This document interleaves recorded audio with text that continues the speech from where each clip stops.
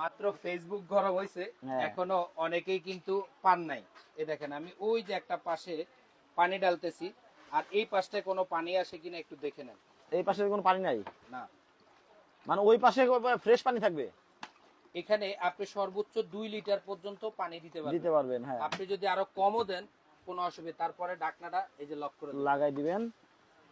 ঠিক আছে। আচ্ছা, এখন কি এটা দিয়ে পরিষ্কার হবে? এটা দিয়ে পরিষ্কার একটু করি দেন। হ্যাঁ, এই দেন।